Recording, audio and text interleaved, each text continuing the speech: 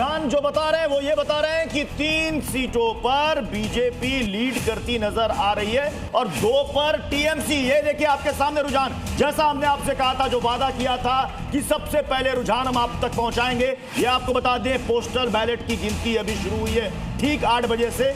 देखिए 4 पर BJP lead कर रही है, 2 पर ममता बनर्जी की पार्टी तृणमूल कांग्रेस है, यानी 2 और 4 का इस वक्त ये टैली आपके सामने है रुझान। कितनी तेजी से बदल रहा है कि ब्रेकिंग और टैली दोनों के नंबर आपस में आसपास हो जा रहे हैं, क्योंकि जितनी तेजी से ब्रेकिंग फायर होती है उसके पहले ऊपर टैली में नंबर बदल जा रहा है। तो 6 सीटों के रुझान सामने आ चुके हैं, 2 सीटें टीएमसी पर आगे और 4 सीटों पर बीजेपी आगे फिलहाल दिखाई पड़ रही है। और मैं ये जल्दी से आपको बता दूं कि ये अभी बेहद शुरुआत है और अभी पोस्टल बैलेट की गिनती शुरू हुई है। ये नतीजे नहीं है, ये रुझान है। जी न्यूज एक जिम्मेदार चैनल है। मैं आपको बता दूं कि टीवी स्क्रीन पर ऊपर जो बंगाल का सबसे दिलचस्प मुकाबला इस समय वो आपको देखने को मिलेगा और 2 वर्सेस 4 यानी बीजेपी जो है वो और असम के आंकड़े भी शोभना सामने आ चुके हैं। 5 सीट के आंकड़े सामने आ चुके हैं, जिसमें 4 पर बीजेपी आगे दिखाई पड़ रही है, 1 पर कांग्रेस आगे दिखाई पड़ रही है। तो असम के आंकड़े भी सामने हैं, टेली में नीचे की तरफ और ऊपर की तरफ बंगाल के सामने आंकड़े सामने है। और जितनी देर में आपको मैंने असम के आंकड़े बताए, कितनी देर में बंगाल की 7 सीटों के रुझान आ चुके हैं। 5 पर बीजेपी,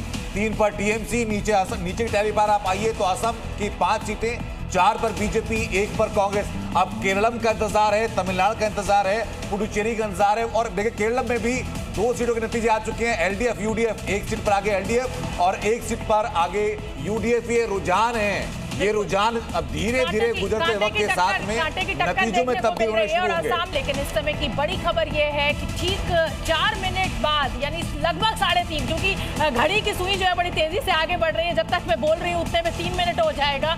3 मिनट बाद ये अब हमें रुझान मिलने शुरू हो जाएंगे। पहले पोस्टल बैलेट की गिनती होगी और उसके बाद ये पूरा का पूरा सिलसिला आगे बढ़ेगा। अब की बार किसकी सरकार? जी न्यूज लगातार पिछले 3 महीने से ये सवाल उठा रहा है। 5 राज्यों के नतीजे हमें मिलने लगेंगे रुझानों के रूप में। हालांकि नतीजे आते आते फाइनल होते होते दोपहर हो जाती है, लेकिन इस समय की बड़ी खबर यही है। अक्कू श्रीवास्तव, ये तो बड़ी खबर मैंने बता दी, लेकिन अभी काउंटिंग शुरू हो जाएगी। ये सवाल मेरा है कि केरल में सत्ता परिवर्तन की सुगबुगाहट पिनरई विजयन जो है उन्होंने कल मुख्यमंत्री अपने ट्विटर हैंडल से हटा दिया है। तो क्या केरल में एलडीएफ ने अपनी हार को अभी से स्वीकार कर लिया है? पिनरई विजयन ने ये मान लिया है कि वो हट रहे हैं। मैं इसलिए बीच बीच में और राज्यों का जिक्र ला रही हूँ क्योंकि सब बंगाल की बात कर रहे हैं, लेकिन दर्शक तो केरल का भी इंतजार कर रहा होगा। केरल के मामले में जहाँ तक साफ है और केरल की एलडीएफ की सरकार जाने वाली, ज़्यादातर जगह पर जो आभास आ रहे हैं, जो जितने सर्वे हुए हैं, एग्जिट पोल है, किसी एक में भी ये नहीं हुआ कि रिटेंशन उनकी हो रही हो।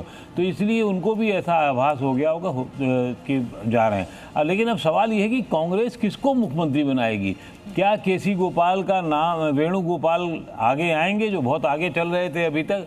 और कई बार ऐसे लगने लगा है कि केसी वेणुगोपाल को के खींचने वाले लोग भी वहाँ ज़्यादा काम करने लग गए हैं। और ये इसलिए कहा जा रहा है कि अगर केसी वेणुगोपाल जो हैं केरलम चले जाएंगे तो फिर केंद्र में कांग्रेस के साथ में, राहुल गांधी के साथ में उनकी रणनीति विशेषज्ञ के तौर पर जो अभी भी भूमिका निभाते हैं वो कैसे और कौन निभाएगा। तो ये एक बड़ा रोचक होगा देखना कि केसी वेणुगोपालन जिनकी बहुत हमारे साथ जुड़े हुए सोशल मीडिया से, और क्योंकि 1 मिनट बाद काउंटिंग शुरू हो जाएगी अक्कू जी, मैं चाहती हूँ कि वो भी जल्दी से इस चर्चा में शामिल हो जाए। अभिषेक, देखिए, मुझे लगता है कि पश्चिम बंगाल में जो सबसे निचला स्तर था, जो गरीबों की जो संख्या थी, वो बीजेपी के पास नहीं आई। 2021, 19, 14 के आप चुनावों की अगर समीक्षा करेंगे तो देखेंगे कि जो बीजेपी को अमीर वोट कर रहे थे पश्चिम बंगाल के, वो गरीब नहीं कर रहे थे। क्या इस बार गरीबों ने पश्चिम बंगाल में बीजेपी को वोट किया है? ये तय कर देगा कि किसकी सरकार आने वाली है और बहुत जल्द नतीजे सामने।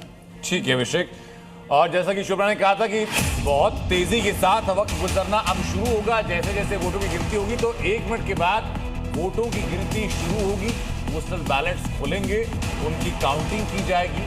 पोस्टल बैलेट जब तक काउंट किए जाएंगे तब तक आपको आंकड़ा भले ही धीमी रफ्तार के साथ बढ़ता हुआ दिखे, लेकिन जैसे ही ईवीएम पे काउंटिंग शुरू होगी वो आंकड़ा बहुत तेजी के साथ बदलना शुरू हो जाएगा। ये नंबर आपको लगातार रिफ्लेक्ट होते हुए दिखाई पड़ेंगे, एक दूसरे अलग अलग टैली में आपको ये बदलते हुए नंबर दिखाई पड़ेंगे।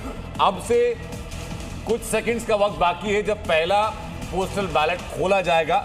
पोस्टल बैलेट खोलने से पहले इलेक्शन कमीशन के जो ऑफिसर्स हैं उनके डिप्लॉयमेंट को लेकर के शुभेंदु अधिकारी ने सवाल भी उठाया कि किस व्यक्ति को किस बूथ पर डिप्लॉय किया गया है, उन लोगों ने जानकारी साझा की, तो ये बिल्कुल संभावना है कि और मुझे गड़बड़ हो लगता है, सकती है। हाँ।